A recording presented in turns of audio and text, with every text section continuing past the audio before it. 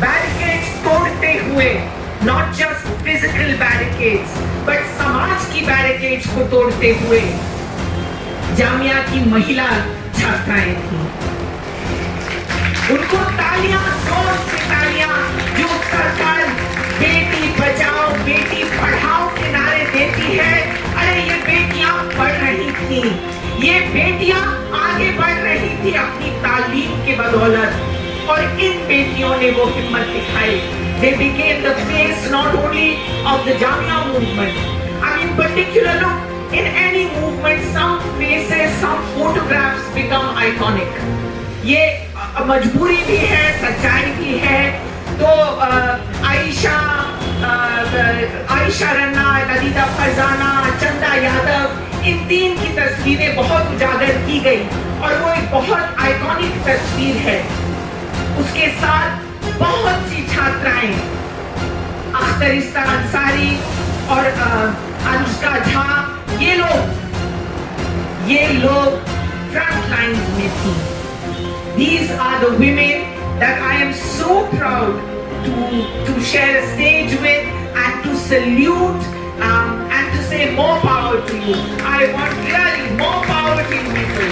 अब मैं अख्तरिस्ता अंसारी से गुजारिश करूंगी कि वो अपनी बात रखे, उन दिनों, उन रातों की भी बात, और ये 2 साल का, पिछले 2 साल याद भुलाने की जो साजिश है, भुलवाने की जो साजिश है, उसके खिलाफ खड़े होना, और आज कैसे महसूस करती है अख्तरिस्ता अंसारी। जामिया वर्ल्ड, इंसाफ की आवाज। Thank you so much ma'am. बहुत खुशी हो रही है सारे लोगों को देखकर। 2 साल हो गए हैं 15 दिसंबर को, और आज हम सब एक मंच पे, एक प्लेटफॉर्म में एक साथ फिर से आकर खड़े हैं और इस पूरे आंदोलन को फिर से मजबूत कर रहे हैं। And I am also very happy to see my friends from Jamia, my comrades from Jamia, जो आज यहाँ पे आए हुए हैं। 15 दिसंबर की हम बात करें तो वो शायद एक मिक्स्ड मेमोरीज था हम सारे स्टूडेंट्स के लिए, जामिया के स्टूडेंट्स के लिए। जिस तरीके से हम लोगों ने विटनेस किया पुलिस ब्रुटैलिटी, हम लोग सीए और एनआरसी के खिलाफ सड़कों पर उतरे थे, लेकिन जिस तरीके से पुलिस ने हम पर अटैक किया, हमारे कैंपस में घुसकर, हमारे रीडिंग हॉल्स में घुसकर जिस ब्रुटैलिटी के साथ हमको मारा गया, कैंपस के अंदर जो मस्जिद है वहां पे घुसकर जिस तरीके से जो स्टूडेंट्स नमाज पढ़ रहे थे वहां पे उनको मारा गया, उनको गालियां दी गई, उनको ये बोला गया कि तुम पाकिस्तानी हो, तुम जिहादी हो और तुम्हारा कोई हक नहीं बनता कि तुम इस देश में प्रोटेस्ट करो। शायद आजाद भारत में हमने पहली बार ये देखा था कि किस तरीके से स्टूडेंट्स को यूनिवर्सिटी के अंदर घुसकर क्रिमिनल्स की तरह मारा गया, और जिसने मारा वो दिल्ली पुलिस थी जो यूनिफॉर्म पहन के जो टेररिस्ट का काम कर रही थी कैंपस के अंदर घुसकर। ये बात समझने की जरूरत है कि कैंपसेस में बहुत सारे कैंपसेस में प्रोटेस्ट होते हैं, जेएनयू में प्रोटेस्ट होते हैं, डीयू में प्रोटेस्ट होते हैं, लेकिन एक डिफरेंस ये हो जाता है कि वहां पे हम इस तरीके का ब्रुटैलिटी नहीं देखते हैं।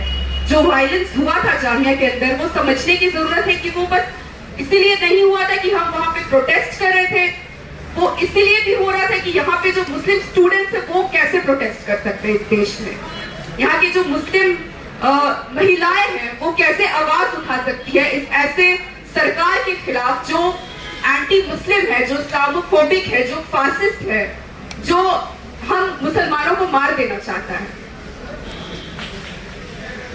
15 दिसंबर को जो हुआ वो मैं कहना चाहती हूँ कि जामिया के जो भी स्टूडेंट्स थे उस दिन कैंपसेस के अंदर या प्रोटेस्ट में जो पार्ट थे वो विक्टिम्स नहीं थे, दे वर फाइटर्स, और वो अभी तक लड़ रहे हैं।